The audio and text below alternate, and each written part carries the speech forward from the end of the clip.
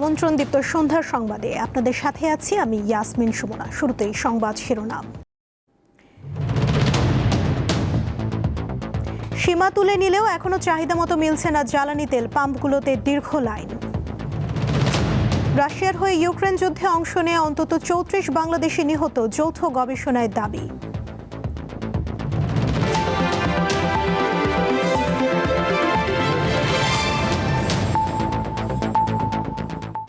এবারে বিস্তারিত। আজ থেকে জ্বালানি তেল বিক্রির সীমা তুলে নেওয়া হলেও সংকট কাটেনি। ঘন্টার পর ঘন্টা অপেক্ষা করে প্রত্যাশা মতো পেট্রোল, অকটেন ও ডিজেল পাচ্ছেন না গ্রাহকরা। ফিলিং স্টেশন কর্তৃপক্ষ বলছে ডিপো থেকে তাদেরকে চাহিদা অনুযায়ী তেল সরবরাহ করা হচ্ছে না। জ্বালানি তেল বিক্রির ওপর আরোপিত সীমা অর্থাৎ রেশনিং রবিবার তুলে নেওয়া হয়। মধ্যপ্রাচ্যে যুদ্ধ পরিস্থিতির কারণে সংকট এড়াতে Bangladesh petroleum corporation BPC ৬ March এই সীমা আরোপ করে। তেলের রেশনিং পদ্ধতি তুলে নেওয়ার খবর গ্রাহকদের মধ্যে আশার সঞ্চার করে। আজকে থেকে রেশনিং পদ্ধতি কার্যক্রম বন্ধ, তাহলে কেন আমাদের ৩০০ টাকা তেল দিবে বলেন? তেল সংকট থাকলে সরকার সেটা নিয়ম করছে, আমরা মানিয়ে গেছি। এখন তো সংকট নেই। অনেক লম্বা সিরিয়াল, প্রচুর গরমের ভিতরে আসতেছে না, তারপর আলহামদুলিল্লাহ যদি তেল পাই তারপর আলহামদুলিল্লাহ আর কি। ভোরের আলো ফোটার আগেই রাজধানীর ফিলিং স্টেশনগুলোতে অনেকে জড়ো হতে থাকেন, ফলে সৃষ্টি হয় দীর্ঘ সারির। এখন প্রায় ২.৫ ঘন্টা সিরিয়ালে থাকলাম। সিরিয়ালে ২.৫ ঘন্টা থাকার পরে এই যে সিরিয়াল পাইছি। ম্যাক্সিমাম পাম্পে তো অনেক পাম্পে তেল পাওয়া যাচ্ছে না, কিছু কিছু পাম্পে তেল পাওয়া যাচ্ছে। সেক্ষেত্রে যে পাম্পে তেল পাওয়া যাচ্ছে ওই পাম্পে সিরিয়ালটা একটু বেশি। 2 দিন চলে আর কি, আবার এরপরে আবার লাইন দিতে হয়, এছাড়া তার উপায় নেই। কি করবো, আমরা তো খুব ভোগান্তিতে আছি আসলে। পাম্প কর্তৃপক্ষ বলছে রেশনিং তুলে নেওয়া হলেও ডিপো থেকে চাহিদা মতো তেল দেওয়া হচ্ছে না। আর যেসব পাম্পে তেল আছে সেখানে অতিরিক্ত চাপে হিমশিম খাচ্ছে কর্তৃপক্ষ। আমরা প্রতিদিন কালেকশন করি, আজকে পর্যন্ত আমাদের যেটা আছে সাফিসিয়েন্ট, আমাদের এখানে আলহামদুলিল্লাহ কোনো সমস্যা নেই, আমাদের দেওয়ার মতো তেল মজুদ আছে। এখন পরবর্তী সরকার যেভাবে দিচ্ছে আমাদের তেল ডিপোগুলো যেভাবে দিচ্ছে সেভাবে কালেকশন পরবর্তী কীভাবে দেবে সে তাদের প্ল্যানিং, আমরা এখন বলতে পারবো না। তবে আমরা যেটা আমাদের কাছে আছে দেওয়ার মতো মজুদ আছে।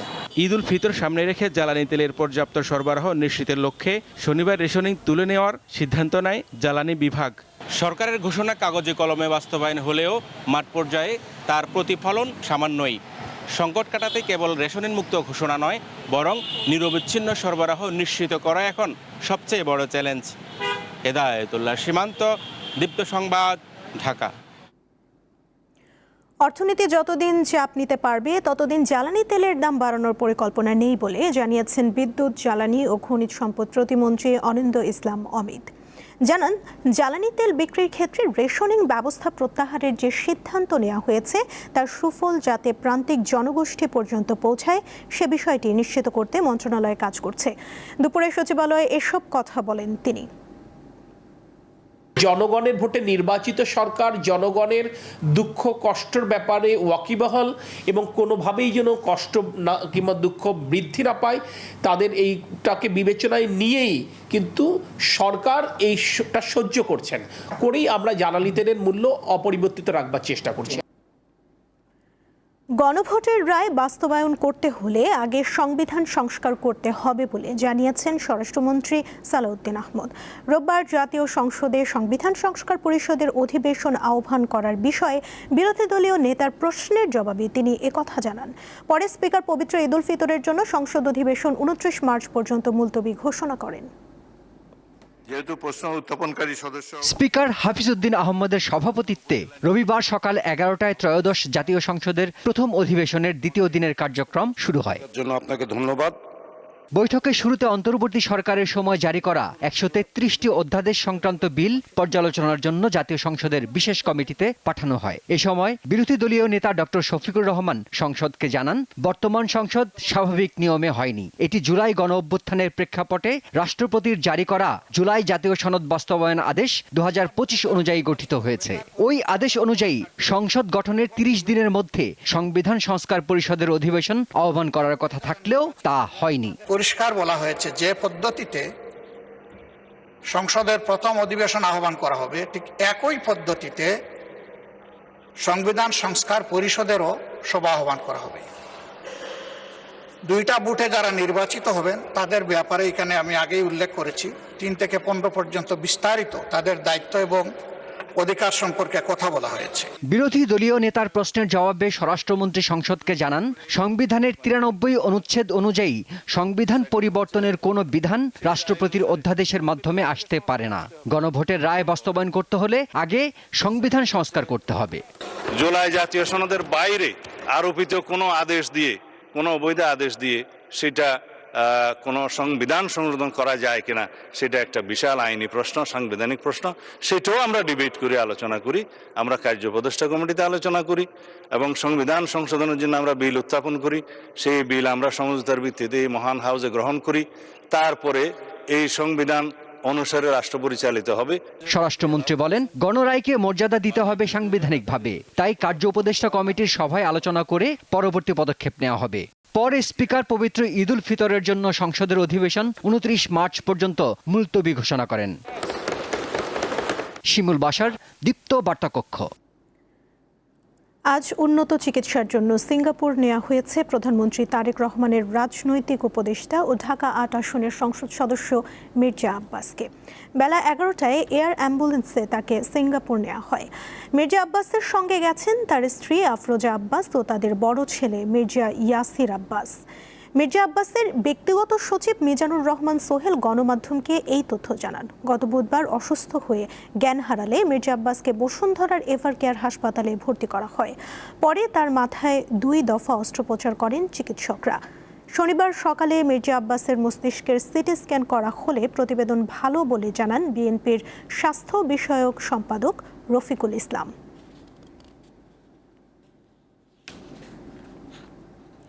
ঈদ উল ফিতরে ঢাকা ছাড়ার আগে নগদ অর্থ, স্বর্ণালংকার ও গুরুত্বপূর্ণ দলিল বাসায় অরক্ষিত অবস্থায় না রেখে আত্মীয় স্বজনের কাছে রেখে যেতে পরামর্শ দিয়েছেন ঢাকা মহানগর পুলিশের ভারপ্রাপ্ত কমিশনার মোহাম্মদ সরোয়ার। তিনি বলেন, ঢাকায় কারো আত্মীয় স্বজন না থাকলে প্রয়োজনে এসব মূল্যবান জিনিস থানায়ও রাখা যেতে পারে। আজ ডিএমপি মিডিয়া সেন্টারে তিনি জানান, ঈদকে সামনে রেখে পুলিশ এরই মধ্যে ঘরমুখো মানুষের যাত্রা নির্বিঘ্ন করতে প্রস্তুতি শুরু করেছে। রাজধানীর 4টি বাস টার্মিনাল ও অন্যান্য গুরুত্বপূর্ণ স্থানে বাড়ানো হয়েছে নিরাপত্তা ব্যবস্থা। ডিএমপির ভারপ্রাপ্ত কমিশনার জানান, টার্মিনালগুলোতে গোয়েন্দা পুলিশের নজরদারি থাকবে। লক্কর-ছক্কর বাস চলাচল, অতিরিক্ত ভাড়া আদায় ও অন্যান্য অনিয়ম রোধে মাঠে থাকবে মোবাইল কোর্ট। নগদ অর্থ, স্বর্ণালংকার বা গুরুত্বপূর্ণ দলিলপত্রাদি অরক্ষিত অবস্থায় রাখবেন না। এগুলা হেফাজতে আপনার আত্মীয় স্বজনের বাসায় রেখে যাবেন। বাসা ত্যাগ করার পূর্বে বিদ্যুৎ কানেকশন, গ্যাস এবং পানির সংযোগ এগুলো চেক করে যেতে হবে। পাড়া মহল্লায় কোনো সন্দেহভাজন লোকের গতিবিধি পর্যবেক্ষণ করলে তাৎক্ষণিক পুলিশকে জানাতে হবে। যে কোনো সময় পুলিশি সহায়তার জন্য 999 ইউজ করার জন্য অনুরোধ করা যাচ্ছি। এবারে আরএফএল ওয়ার্ড্রপ ঈদ বাজার।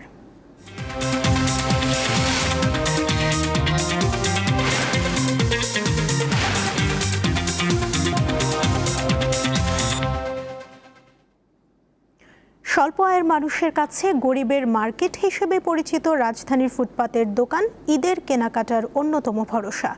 নিত্য প্রয়োজনীয় পণ্যের দাম বেড়ে যাওয়ায় অনেকেই বড় শপিং মল বা অভিজাত মার্কেটের বদলে ফুটপাতেই খুঁজছেন সাধ্যের মধ্যে ঈদের পোশাক। রঙিন জামাকাপড়ের শাড়ির দরদামের কোলাহল আর ক্রেতা বিক্রেতার দামাদামিতে মুখর চারপাশ। নগরীর ফুটপাতগুলো এখন যেন ক্ষুদ্র ক্ষুদ্র ঈদ বাজার। একই চিত্র রাজধানীর মিরপুরের 10 নম্বর ব্রিজ সংলগ্ন ফুটপাত মার্কেটের। ঝলমলে শপিং মলের বাইরে এই অস্থায়ী দোকানগুলোকে ঘিরে ঈদের প্রস্তুতি নিচ্ছে হাজারো নিম্নবিত্ত ও নিম্ন মধ্যবিত্ত মানুষ। স্বাদ আর সাধ্যের হিসাব মিলিয়ে এখানেই খুঁজে নিচ্ছেন পছন্দের পোশাক। এই শার্টটা যদি হয়তো মনে করেন যে আপনার মার্কেটে হয় কত হইব, 700 হইব, ফুটপাতে একটা শার্ট হয়তো আপনার 300 350। আমরা ডিবিতে পাইতেছি আর কি, মানে যা ছিল আর কি, মানে যে সামর্থ্য হিসাবে মানে পাচ্ছে আর কি। বেচা বিক্রি নিয়ে সন্তুষ্টি প্রকাশ করেছেন বিক্রেতারা। ঈদের যে কয়দিন বাকি আছে এ সময়ের মধ্যে বেচাকেনা আরো বাড়বে বলে আশা তাদের। মোটামুটি ভালো বেচাকেনা, কিন্তু সামনে আরো ভালো হবে ইনশাআল্লাহ আশা করা যায়। বেচাকেনা আরো বাড়ার আশঙ্কা আছে। দেখা যায় 27 রমজানের আগে একটু বেচাকেনা বেশি হয়, ঠিক আছে, তো আমরা ওই আশায় এখনো আছি।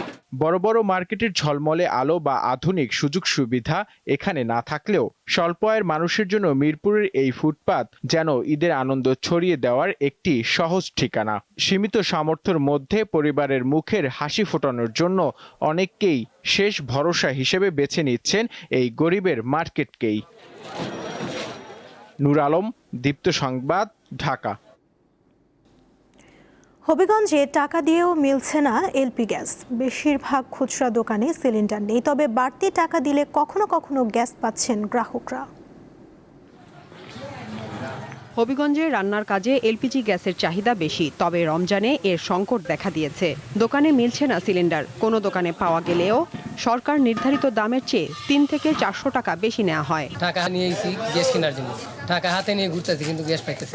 রমজান মাস, বাড়ির মধ্যে রান্না টান্না মায়েরা করতে হয়, এখন আমরা খুব কষ্টে আছি। দাম তো দামি, টাকা দিয়েও গ্যাস পাওয়া যায় না। 1800, 1900, 2000-এর নিচে কোনো গ্যাস নাই।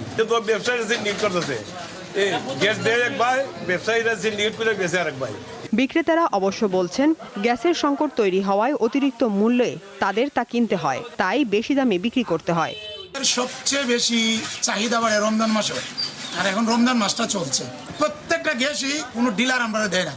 সরকার মহোদয় যদি সিস্টেম করতে যে কোনো বোতল যে কেউ গ্যাস নিতে পারবে, তাহলে মনে হয় সরবরাহটা ঠিকমতো পাইলাম।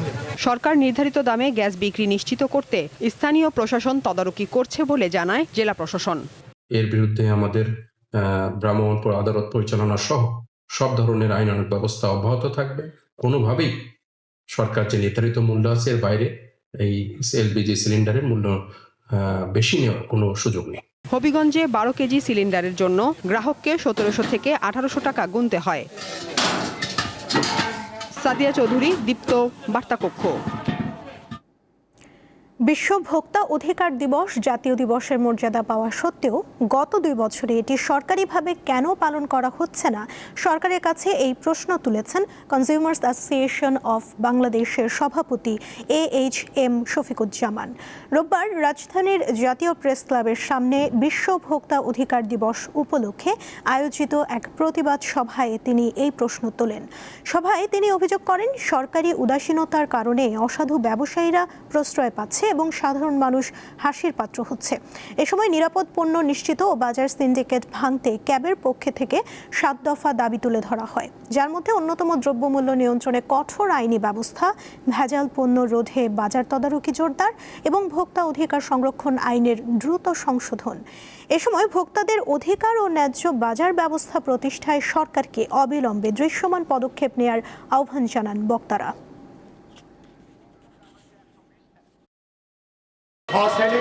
সরকারিভাবে অনেক দিবস পালিত হয়, তাহলে কেন এই দিবসটি সরকারিভাবে পালন হচ্ছে না, এই রহস্য কোথায়?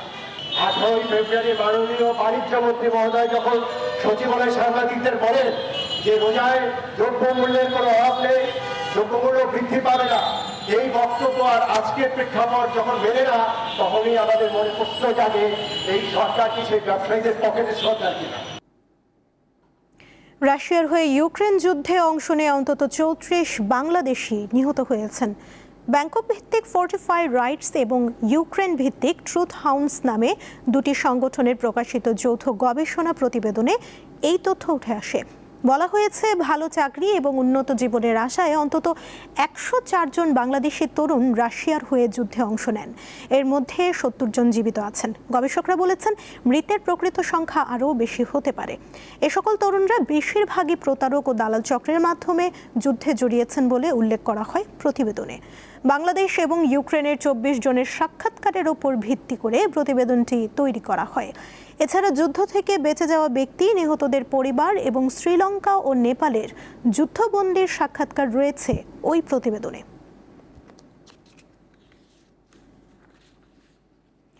যুদ্ধবিরতি নিয়ে আলোচনায় প্রস্তুত ইরান, তবে চুক্তির শর্ত যথেষ্ট ভালো লাগেনি বলে এই মুহূর্তে কোনো চুক্তিতে যেতে রাজি নন মার্কিন প্রেসিডেন্ট ডোনাল্ড ট্রাম্প।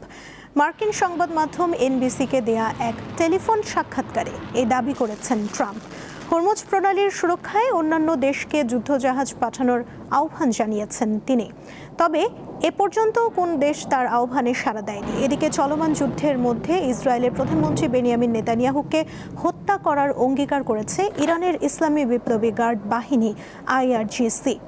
রোববার নিজস্ব ওয়েবসাইটে বাহিনীটি জানায়, নেতানিয়াহুকে পূর্ণ শক্তি দিয়ে ধাওয়া ও হত্যার চেষ্টা চালানো হচ্ছে। এদিকে ইরানের ইস্পাহান প্রদেশে বেশ কয়েকটি স্থানে ক্ষেপণাস্ত্র হামলায় অন্তত 15 জন নিহত হয়েছে। পাল্টা জবাবে ইসরায়েলের রাজধানী তেল আবিব সহ বেশ কয়েকটি শহরে ক্ষেপণাস্ত্র ছুড়েছে ইরান। হামলায় পুলিশ সদর দপ্তর, স্যাটেলাইট যোগাযোগ কেন্দ্র ধ্বংসের দাবি জানিয়েছে দেশটি। এদিকে ইরানের হামলায় গত 24 ঘন্টায় 100 জনেরও বেশি মানুষ আহত হয়েছে বলে জানিয়েছে ইসরায়েলি মন্ত্রণালয়। ঢাকা ট্রেনিং ক্যাম্পের জন্য 28 জনের প্রাথমিক স্কোয়াড ঘোষণা করেছে Bangladesh football federation. 31 March AFC Asian cup বাছাই পর্বে নিজেদের শেষ ম্যাচে সিঙ্গাপুরের মুখোমুখি হবে বাংলাদেশ জাতীয় ফুটবল দল। তার আগে 26 মার্চ ভিয়েতনামের বিপক্ষে প্রীতি ম্যাচ খেলবেন হাভিয়ার ক্যাব্রেরার শিষ্যরা। কাল থেকে শুরু হবে 2 ম্যাচের এই প্রস্তুতি ক্যাম্প। সেই ক্যাম্পের জন্য বাফুফে আজ 28 ফুটবলারের স্কোয়াড ঘোষণা করেছে। স্কোয়াডে আছেন বিশ্বনাথ ঘোষ। দীর্ঘদিন চোটের সঙ্গে লড়াই শেষে জাতীয় দলে ফেরার অপেক্ষায় বসুন্ধরা কিংসে খেলা এই ডিফেন্ডার।